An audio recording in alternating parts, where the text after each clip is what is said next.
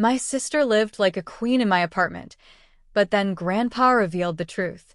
I never thought I would be betrayed by someone I loved, especially not in front of so many people.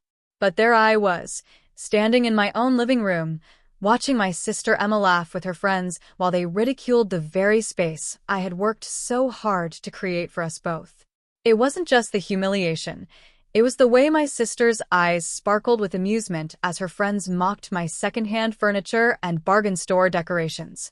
I never thought she could hurt me like that, but what I didn't realize was how much deeper her betrayal went. The apartment I had sacrificed everything for, the home I had opened to her when she had nowhere else to go, it had all become a joke to her.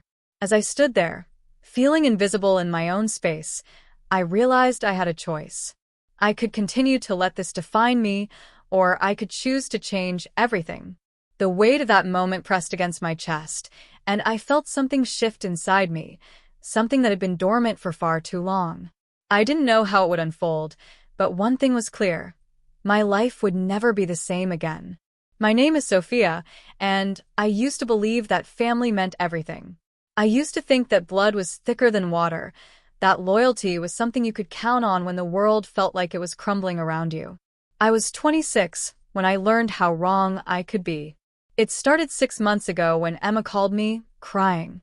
She'd just been evicted from her apartment, and her boyfriend had kicked her out the same week. "Sophia, please," she begged through the phone, her voice breaking. "I have nowhere else to go. Just until I get back on my feet." How could I say no? Emma was my little sister, 3 years younger, and despite our differences, I loved her fiercely. I had just signed the lease on a beautiful one-bedroom apartment in downtown, my first real place after years of roommates and cramped spaces. It was my sanctuary, my achievement, proof that all those extra shifts at the restaurant and weekend tutoring sessions had finally paid off. But Emma needed me, and family comes first. That's what I told myself as I gave up my bedroom and moved to the living room couch. That's what I repeated when she started bringing friends over without asking, when she left dishes piled in the sink for days, when she monopolized the bathroom for hours each morning. "It's temporary," I whispered to myself each night as I tried to fall asleep on that uncomfortable couch, listening to Emma's laughter echoing from what used to be my bedroom. The breaking point came on a Tuesday evening. I had worked a double shift and was looking forward to a quiet dinner and maybe a warm bath. Instead, I walked into my apartment to find Emma hosting what looked like a small party. 7 of her friends were sprawled across my furniture, eating takeout from my good plates, their shoes kicked off carelessly on my coffee table. "Oh, hey Sophia," Emma called out cheerfully, as if this was perfectly normal. "We were just hanging out. Hope you don't mind." I minded. I minded a lot. But I smiled weakly and retreated to the kitchen, trying to find space to heat up my leftover pasta among the chaos of empty bottles and food containers. That's when I heard it, the conversation that would change everything. "I can't believe Emma actually lives here," one of her friends whispered, loud enough for me to hear. "I mean, look at this place. It's so sad." "Right?" Another voice chimed in. "Like, who decorates with furniture from thrift stores? And those curtains, yikes." Emma's laugh rang out above the rest. "I know, right? Sophia tries so hard, but she has zero taste. I keep telling her she needs to upgrade, but you know how she is with money. Always pinching pennies." My hands froze on the microwave door. The pasta container trembled in my grip as I listened to my sister, the person I had sacrificed my comfort for, the person I had opened my home to, tear apart everything I had worked so hard to build. "At least it's free," Emma continued, and I could hear the smirk in her voice. "And she does all the cleaning. It's like having a live-in maid who pays all the bills." The laughter that followed felt like a physical blow. I stood there in my own kitchen, in the apartment I had earned through countless hours of hard work, feeling smaller than I had ever felt in my life. Will I choose to stay silent, or will I take control of my own story? That night, as I lay on my couch staring at the ceiling, Emma's words echoed in my mind like a broken record. But the more I thought about it, the more I realized this wasn't the first time. This wasn't even the worst time. It was just the moment when the pattern finally became impossible to ignore. I started remembering things I had buried, small cuts that I had convinced myself didn't matter. Like my 23rd birthday, when Emma had promised to help me throw a small dinner party. I had been so excited, it was going to be the first time I hosted anything in my own space. I bought groceries I couldn't afford, cleaned for hours, and even bought a new dress. Emma never showed up. She texted me an hour after the party was supposed to start. Sorry, something came up with Jake. Rain check. By then, I had already made excuses to the 3 friends who did come, pretending it was just going to be a quiet celebration anyway. I ate store-bought cake alone that night, telling myself it wasn't a big deal. Or the time she borrowed my car for just a quick errand, and returned it 3 days later with an empty gas tank and a mysterious dent in the bumper. When I asked about it, she shrugged and said, "Stuff happens, Sophia. It's just a car. Just a car that I needed to get to work, that I had saved for months to buy." Then there was Christmas 2 years ago, when she had promised to split the cost of Mom's gift. I had already bought the expensive jewelry set Mom had been admiring, trusting Emma's word. But when it came time to wrap it, Emma handed me $20 and said, "This should cover my half, right?" The necklace had cost me $300. Each memory felt like reopening an old wound. I had become an expert at making excuses for her, at minimizing my own hurt. She's young, I would tell myself. She doesn't mean it that way. Family is complicated. She'll grow out of it. But lying there in the dark, listening to Emma's soft breathing from behind my old bedroom door, I realized something devastating. I had trained her to treat me this way. Every time I smiled and said it's okay when it wasn't okay, every time I covered for her mistakes, every time I put her needs before my own dignity, I had been teaching her that my feelings didn't matter. The worst part wasn't even the betrayals themselves. It was the way I had betrayed myself, over and over again. I had become complicit in my own diminishment, an active participant in making myself invisible. I thought about our childhood, how Emma had always been the pretty one, the charming one, the one who could talk her way out of anything. I had been the responsible one, the one who cleaned up messes, the one who made sure everyone else was okay. Somewhere along the way, I had forgotten that I mattered too. My chest felt tight as I realized how deep this pattern ran, how many years I had spent swallowing my hurt and calling it love. The tears came quietly, but they felt like they had been building for decades. Can I confront the hidden wounds, or will they remain buried forever? I woke up the next morning with something I hadn't felt in years. Clarity. The fog of confusion and self-doubt that had clouded my thinking for so long had lifted, replaced by a sharp, cold understanding of exactly where I stood. Emma was still asleep in my bedroom, probably would be for hours, considering the empty wine bottles I had cleaned up from the living room. I made my coffee in the quiet kitchen and sat at my small dining table, the same table her friends had mocked the night before, and I made a list. Not a grocery list or a to-do list. A list of every single thing Emma had taken from me since she moved in. The money, yes, but also the smaller things that somehow hurt more. My privacy, my peace, my sense of home. The way she had made me feel like a guest in my own space, like I should be grateful for the privilege of supporting her. Writing it down made it real in a way that thinking about it never had. Line after line of compromises I had made, boundaries I had allowed to be crossed, pieces of myself I had given away without even realizing it. When Emma finally emerged from the bedroom around noon, wrapped in my favorite robe and yawning dramatically, I was ready. "Morning, sunshine," she said, heading straight for the coffee maker. "Thanks for cleaning up last night. You're the best." I watched her move through my kitchen like she owned it, opening cabinets and pulling out my mugs, my cream, my sugar. Everything was mine, but somehow I had become the stranger here. "We need to talk," I said quietly. Emma paused, mug halfway to her lips. Something in my tone must have caught her attention because she actually looked at me, really looked at me for the first time in months. "Okay," she said slowly, settling into the chair across from me. "What's up?" For a moment, I wavered. This was Emma, my little sister. The same girl who used to crawl into my bed during thunderstorms, who had cried in my arms when her first boyfriend broke her heart. Part of me wanted to smile and say nothing and go back to the familiar dance of pretending everything was fine.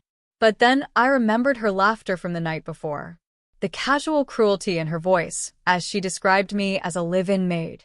The way she had turned my generosity into a joke for her friends' entertainment. "This isn't working," I said, surprised by how steady my voice sounded. "This living situation. It's not temporary anymore, and it's not fair to either of us."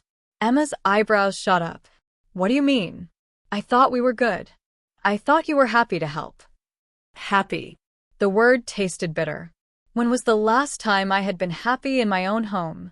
"I've been helping for 6 months," I continued. "And in that time, you found a job, you're making money, you're going out every night. But you haven't looked for your own place. You haven't contributed to rent or utilities or groceries. And last night..." I trailed off, watching her face carefully. Did she even remember what she had said? Did she care? "Last night?" she prompted, but there was something guarded in her expression now. "I heard what you said to your friends about me, about my home, about how I live." The color drained from Emma's face, but she recovered quickly. "Sophia, come on. We were just joking around. You know I didn't mean anything by it." There it was, the automatic dismissal, the expectation that I would swallow my hurt and pretend it didn't matter. The same pattern that had defined our relationship for years. But something had shifted in me overnight. Something fundamental and irreversible. "Yes, you did mean it," I said calmly. "And that's okay. You're allowed to think my furniture is ugly or my decorating is sad. But you're not allowed to say those things while you're living in my home, eating my food, using my things." Emma stared at me, and for the first time since she'd moved in, I saw something like uncertainty in her eyes. "So, what are you saying?" I took a deep breath. This was it, the moment where I either took control of my life or slipped back into the comfortable misery of being walked on. "I'm saying you have 30 days to find your own place." The words hung in the air between us, final and unretractable. Emma's mouth fell open, and I saw her cycle through several emotions: shock, anger, calculation. "You can't be serious," she said finally. "I'm your sister." "Exactly," I replied. "You're my sister, which means you should want me to be happy in my own home. Can I find the courage to change my life, or will I hesitate when it matters most?" Emma's reaction was exactly what I expected, a masterclass in manipulation that I had fallen for countless times before. First came the tears, big crocodile drops that she had perfected since childhood. Then the guilt trips. "I can't believe you're abandoning me when I need you most." Finally, the promises: "I'll change, I'll help more, I'll be better." But something had hardened in me overnight, like steel cooling after being forged in fire. I listened to her performance with detached interest, watching her cycle through every technique that had worked on me before. When she was done, I simply repeated, 30 days. That's when I saw the real Emma emerge, the one who had called my home pathetic and my efforts worthless. Her tears dried up instantly, replaced by cold anger. "Fine," she snapped. "But don't expect me to make this easy for you. I'll tell everyone what kind of sister you really are." After she stormed out, I sat in my suddenly quiet apartment and realized something. I didn't just want Emma gone. I wanted her to understand exactly what she was losing. I wanted her to feel the weight of her choices, the way I had carried the weight of mine for so long. That's when the plan began to form. Over the next few days, I watched Emma carefully. She was putting on quite a show, playing the victim to anyone who would listen. She posted cryptic social media updates about family betrayal and conditional love. She called our mother, painting herself as the innocent party being thrown out by her heartless sister. But Emma had made one crucial mistake. She had underestimated me for so long that she had forgotten I knew her better than anyone else. I knew her patterns, her weaknesses, her secrets. I started with research. Emma's social media was a goldmine of information she probably didn't realize she was broadcasting. Those nights out, she claimed she couldn't afford to contribute to household expenses. The photos showed expensive cocktails and designer clothes. The job hunting, she said, was taking all her time. Her location tags told a different story of spa days and shopping trips. I screenshot everything methodically, building a timeline of Emma's real activities versus the sob story she was telling everyone. Then I got creative. Emma had always been careless with details, and living together had given me access to information she didn't know I had. Like her bank statements, left carelessly on the kitchen counter, showing deposits that proved she was making far more money than she claimed. Or her laptop, always left open, revealing shopping carts full of expensive items and vacation bookings she insisted she couldn't afford. I began documenting everything with the precision of a detective. Photos of the mess she left behind each day, time-stamped. Screenshots of her social media posts showing her out spending money while claiming poverty. Receipts of all the groceries, utilities, and household items I had paid for alone. But the most important part of my plan wasn't about exposing Emma. It was about protecting myself. I realized that when someone has made a career out of manipulating you, you need to be 3 steps ahead. I started recording our conversations on my phone. Not to use against her, but to have proof of what was actually said versus what she would later claim was said. Emma had a gift for rewriting history, and I wasn't going to let her gaslight me anymore. I also began preparing for the inevitable escalation. Emma wasn't the type to go quietly, and I knew she would try to turn our family and friends against me. So I crafted my own narrative, not a defensive one, but a clear, factual account of what had actually happened. The most satisfying part was how simple it all was. I didn't need to lie, or exaggerate, or manipulate. I just needed to document the truth. As I organized my evidence into neat digital folders, I felt something I hadn't experienced in years. Power. Not the cruel kind of power that Emma wielded, but the quiet strength that comes from knowing exactly where you stand and refusing to be moved. Emma had spent months making me feel small in my own home. Now I was going to show her exactly how small her behavior really was. The plan was elegant in its simplicity. When Emma inevitably tried to turn people against me, I would have receipts, literally. When she claimed I was being unreasonable, I would have recorded proof of her actual words. When she painted herself as the victim, I would have documentation of exactly who had been victimizing whom.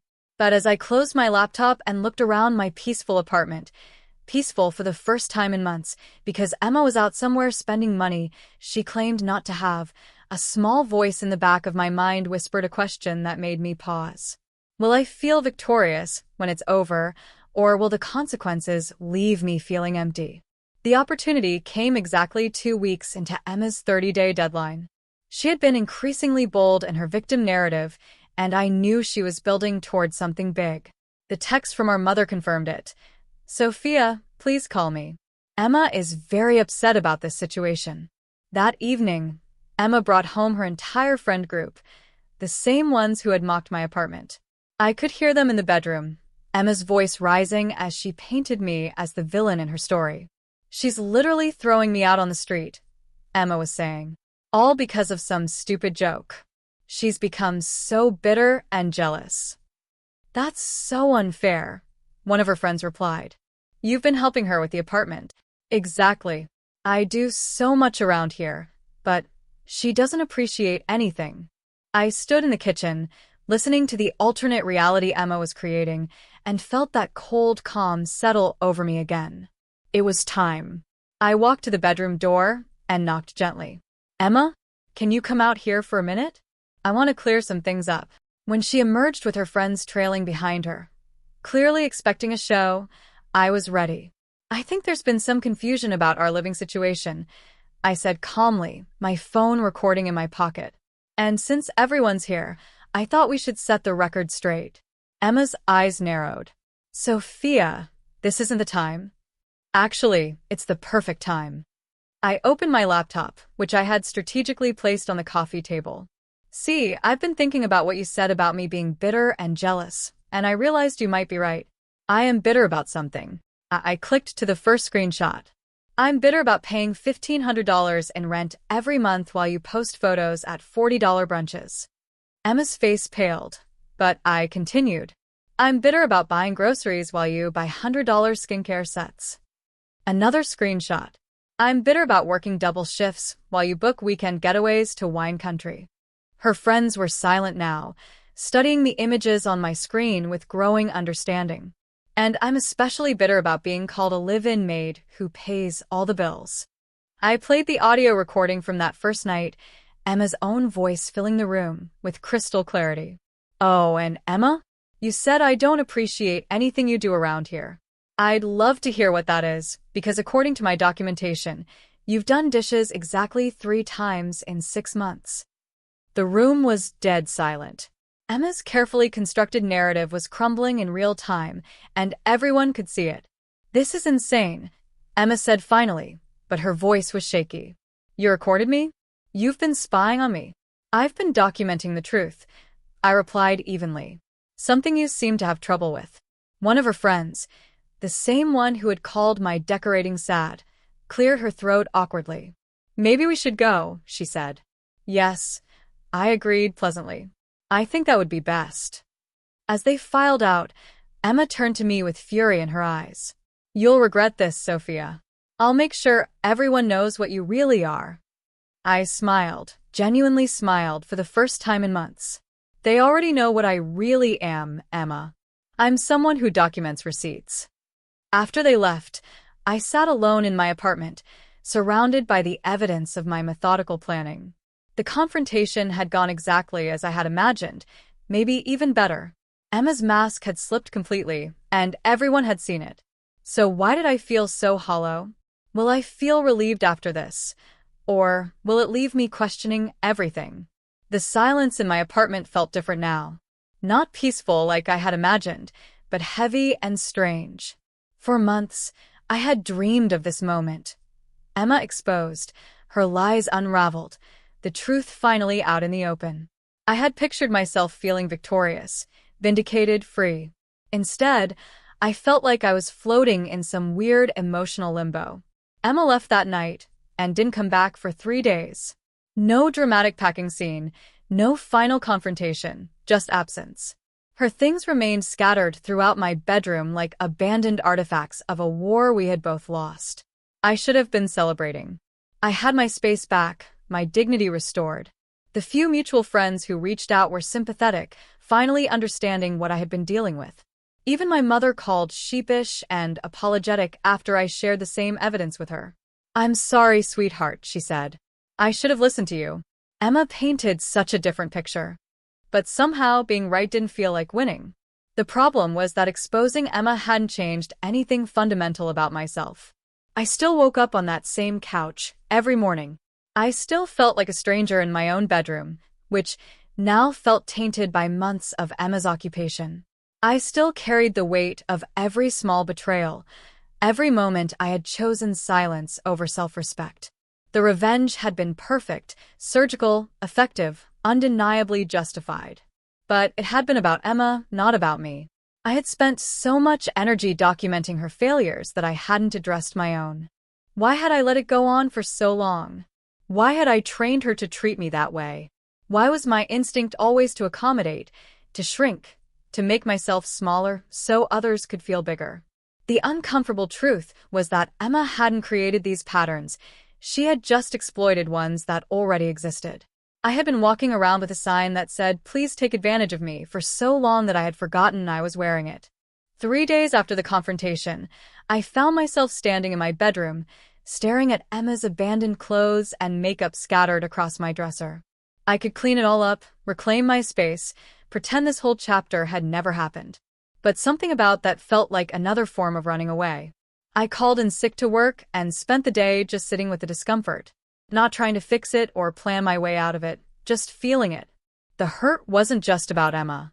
It went deeper, further back, to a lifetime of putting everyone else's comfort before my own emotional well-being.